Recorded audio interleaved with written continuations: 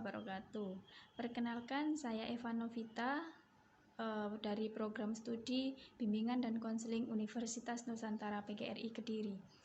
Baik, di sini saya akan menjelaskan hasil pekerjaan saya UAS mata kuliah Pengembangan Pribadi Konselor. Baik, untuk yang pertama langsung saja, yaitu tentang karakteristik konselor. Yang pertama, cognitive complexity, merupakan seberapa kompleks atau sesederhananya konselor berpikir tentang permasalahan tertentu.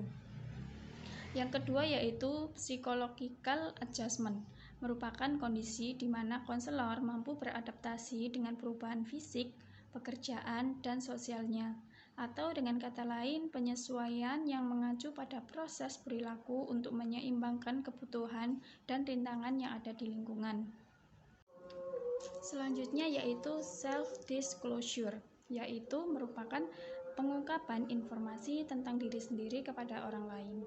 Informasi pribadi ini seperti hobi, bermain piano, atau pemikiran yang diyakini. West dan Turner mengatakan bahwa self-disclosure dapat membantu membentuk keakraban dan kedekatan dengan orang lain. Dengan demikian, self-disclosure merupakan pengungkapan informasi pribadi yang bertujuan untuk membentuk keakraban dan kedekatan kepada orang lain. Yang selanjutnya yaitu tentang pengambilan keputusan yang etis. Pengambilan keputusan yang etis itu adalah bagaimana pengambilan keputusan tersebut melibatkan proses penalaran etis yang di dalamnya mengkolaborasikan kesadaran moral dan kemampuan moral kognitif seseorang yang pada akhirnya diwujudkan di dalam proses tindakan sebagai bentuk implementasi keputusan yang diambil. Tahapan pembuatan keputusan yang etis. Yang pertama yaitu menentukan fakta-fakta. Yang paling penting ketika kita mengambil keputusan agar sesuai yaitu mencari dulu fakta yang sesungguhnya terjadi dan bukan hanya sebagai opini saja.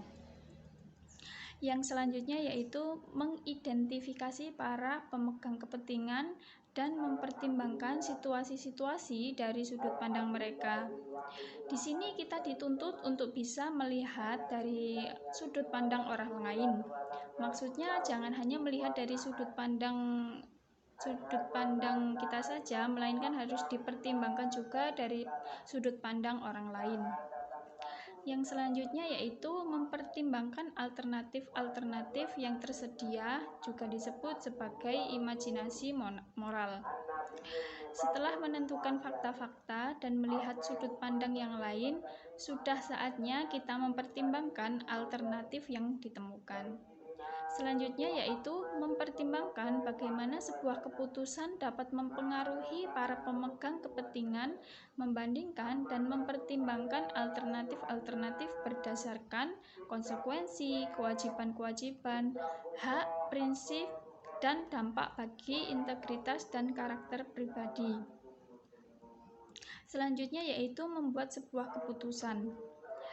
Setelah banyak mempertimbangkan dan memikirkan, saatnya buat keputusan berdasarkan apa yang sudah kita temukan. Selanjutnya yaitu memantau hasil. Dan pada akhirnya kita tinggal melihat dan memantau hasil dari apa yang sudah kita tentukan sebelumnya.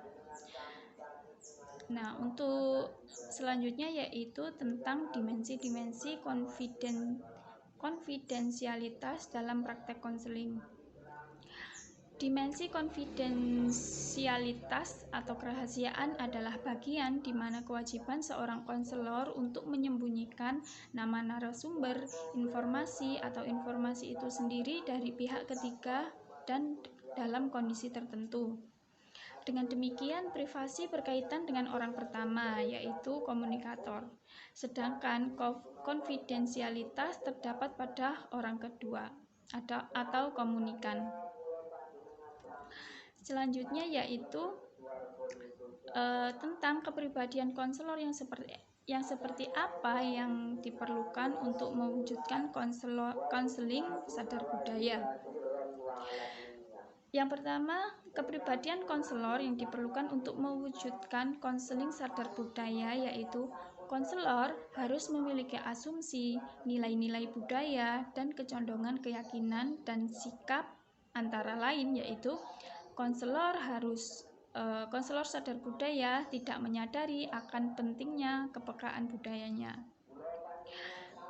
Yang kedua yaitu konselor budaya yang terampil menyadari bahwa bagaimana latar belakang budaya dan pengalamannya, sikap dan nilai-nilai serta bias pengaruh dari psikologi. Yang ketiga yaitu konselor budaya yang terampil harus mengenali batas-batas kompetensi dan keahlian mereka.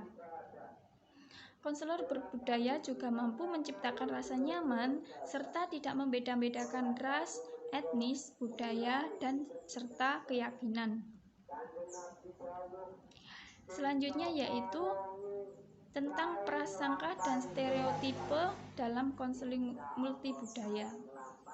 Prasangka dan stereotipe merupakan dua hal yang hampir sama atau dua hal yang saling berkaitan, dan ini biasanya terjadi saat proses konseling multibudaya, yang dimana dapat diartikan sebagai sikap, emosi, atau perilaku negatif terhadap seseorang atau sekelompok orang karena keanggotaannya dalam kelompok tertentu. Penilaian juga dilakukan berdasarkan karakteristik merendahkan, mengekspresikan perasaan negatif, tindakan permusuhan, dan tindakan diskriminatif. Stereotipe sering diartikan sebagai ejekan, juga merupakan gambaran-gambaran atau angan-angan atau tanggapan tertentu terhadap individu atau kelompok yang dikenai prasangka. Individu yang stereotipe terhadap suatu kelompok atau golongan sikap stereotipe ini sukar berubah, meskipun apa yang menjadi di stereotipe berbeda dengan kenyataan. Hal itu jelas akan sangat mengganggu atau menghambat proses konseling multibudaya. Selanjutnya yaitu sikap konselor mengenai hal ini itu seharusnya bagaimana sih? Konselor lintas budaya hendaknya dapat melakukan tugasnya secara efektif. Maka dari itu, konselor perlu memahami bagaimana dirinya sendiri, menyadari sudut pandang dan sudut pandang klien. Sikap konselor dalam melaksanakan hubungan konseling akan menimbulkan perasaan-perasaan tertentu pada diri klien atau konseli, dan akan menentukan kualitas dan keefektivitasan proses konseling. Oleh karena itu, konselor harus menghormati sikap klien, termasuk nilai-nilai agama, kepercayaan, dan sebagainya. Sweet dan kawan-kawan mengemukakan bahwa konselor dituntut untuk mengembangkan 3 dimensi kemampuan, yaitu dimensi keyakinan dan sikap, yang kedua dimensi pengetahuan, yang ketiga dimensi keterampilan sesuai dengan nilai-nilai yang dimiliki individu. Sementara itu, Rao mengemukakan bahwa jika klien memiliki sifat atau kepercayaan yang salah atau tidak dapat diterima oleh masyarakat dan konselor akan hal itu, maka konselor boleh memodifikasi kepercayaan tersebut secara halus. Tetapi apabila kepercayaan klien berkaitan dengan dasar filosofi dari kehidupan atau kebudayaan dari suatu masyarakat atau agama konseli, maka konselor harus bersikap netral, yaitu tidak mempengaruhi kepercayaan klien atau konseli, tetapi membantunya untuk memahami nilai-nilai pribadinya dan nilai-nilai kebudayaannya. Baik, itu penjelasan dari saya. Apabila ada kurang lebihnya, kami atau saya mohon maaf. Sekian dari saya. Wassalamualaikum warahmatullahi wabarakatuh.